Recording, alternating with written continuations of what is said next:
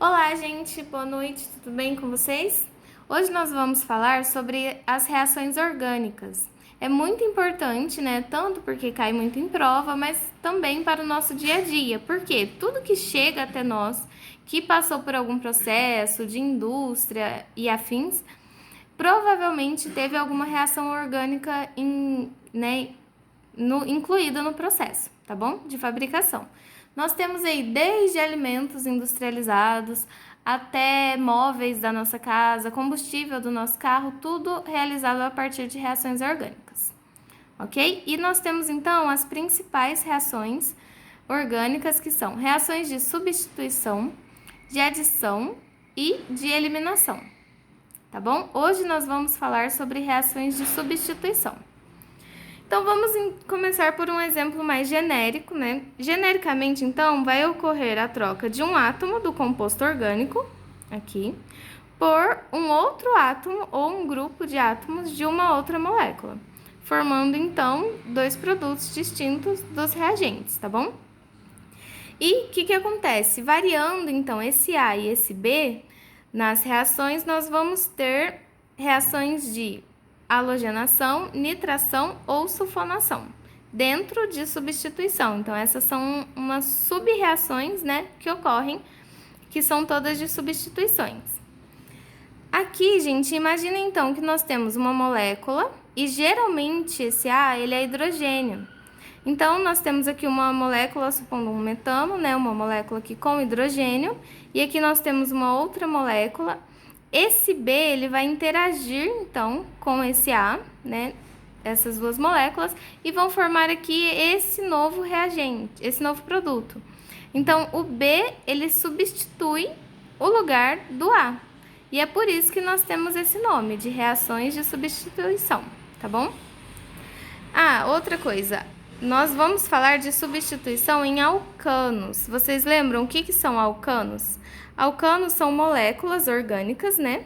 Ou seja, sequências de carbono e que possuem apenas ligações simples também, tá bom? Ligações duplas seriam alcenos, ligações triplas alcinos. Então, nós temos alcanos, uma sequência aí de carbonos com ligações simples. Vamos começar então com o nosso primeiro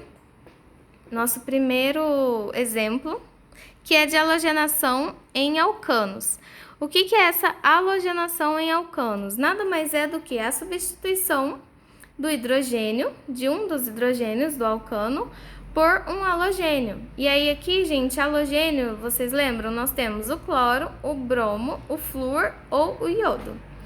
O cloro e o bromo, eles, para ocorrer essa reação de substituição, eles precisam, então, de estar na presença ou de luz ultravioleta, que é esse símbolozinho aqui, ou aquecidos a 300 graus Celsius, mais ou menos. Já o flúor, a reação, né, que ocorre, ela é muito rápida, ela chega a ser explosiva, inclusive perigosa. E a reação de substituição com o iodo, ela é muito lenta, mas ainda assim ocorre. Vamos ver aqui um exemplo, então. Nós temos aqui a molécula de metano, e aqui, né, eu deixei o hidrogênio destacado para vocês, e aqui ele reagindo com a molécula de cloro. Só lembrando, gente, o cloro, né, nós temos aqui a representação é o Cl2, tá bom? Então, nós vamos ver que esse hidrogênio aqui, ele vai interagir com esse cloro, aqui na presença, então, de luz ultravioleta, formando essa primeira molécula aqui com esse cloro, um monocloro metano e um cloreto de hidrogênio, que é o HCl, tá bom? E aqui, né, as condições ocorrem na presença de luz ultravioleta ou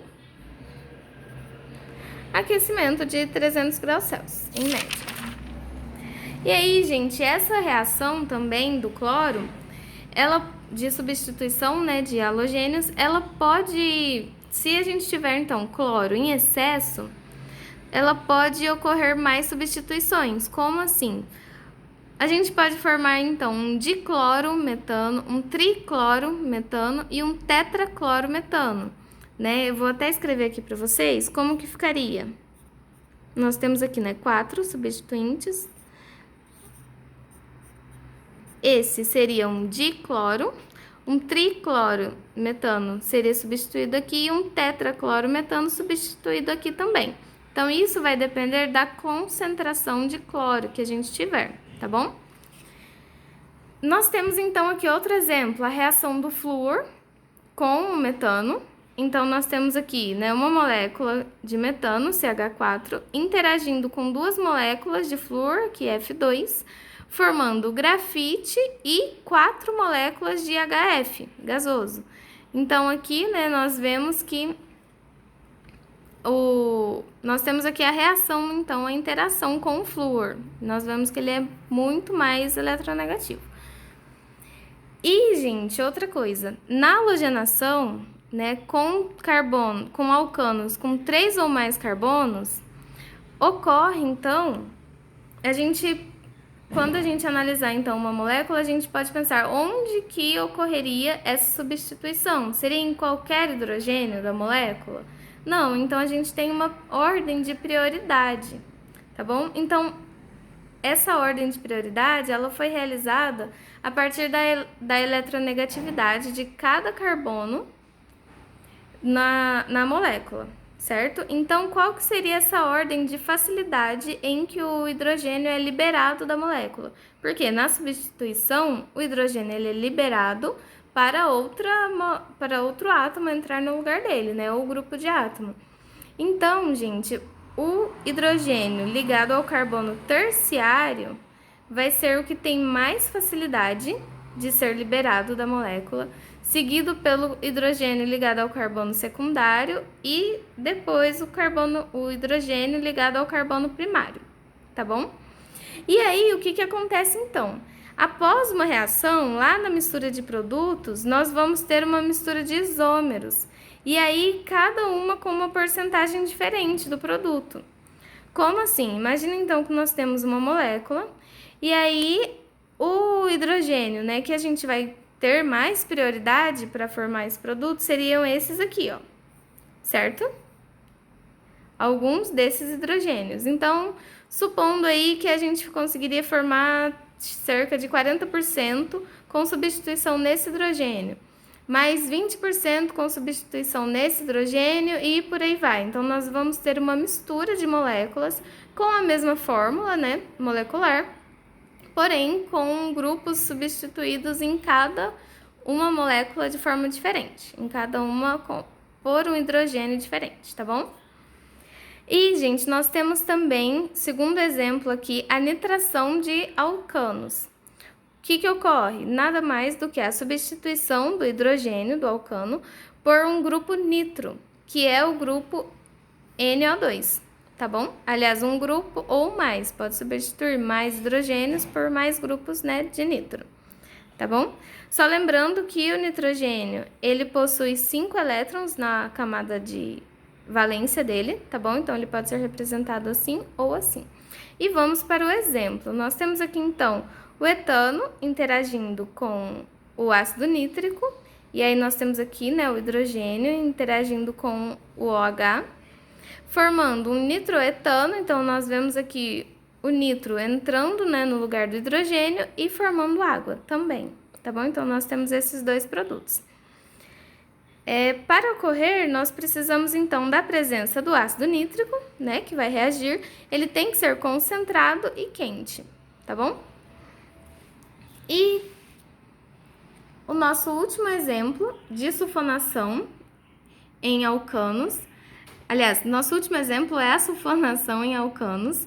Nós temos, então, a substituição de um hidrogênio ou mais, de um alcano, por um grupo sulfônico, ou um ou mais também. Então, o grupo sulfônico, ele é representado por esse SO3H, tá bom? Lembrando aqui também que o enxofre, ele possui 6 elétrons na última camada de valência dele. Ele pode ser representado assim ou assim, tá bom? Então, gente, aqui eu coloquei um exemplo já representando, então, essa mistura, né, de produtos. Então, imaginei aqui que nós temos um hexano mais o ácido sulfúrico, eles interagindo, então, reagindo, formando água. Aqui a molécula de água que é formada, tá vendo? Então, formando moléculas de água. E imagina, então, que esse hidrogênio pode ser substituído, mas esse também pode, esse daqui também pode. Então, aqui eu já representei, ó, outros produtos. Então, a reação, ela vai formar uma mistura desses compostos. Então, uma molécula com substituinte aqui no carbono 3, outra no carbono 2, outra no carbono 1. E por que essa reação, então, ela não está representada aqui balanceada, né, certinho? Porque a gente tem uma molécula de hexano e gerando tudo isso. Porque aqui eu representei de forma estatística, então eu só estou representando aqui. Pode ser formado esse ou esse. E provavelmente na mistura vai ocorrer que será, por exemplo, esse daqui ele vai ter 30%, esse 40% e esse o restante, entendeu? Ele pode, então, ter uma mistura mesmo desses compostos. E outra observação, né, ele vai ocorrer na presença de ácido sulfúrico, concentrado e a quente. E, gente, aqui somente alcanos com mais de 6 carbonos que ocorre essa reação de substituição, né, de sulfonação. Por quê? Alcanos menores, eles vão ser destruídos, porque vai ocorrer uma oxirredução bem violenta aí, ok?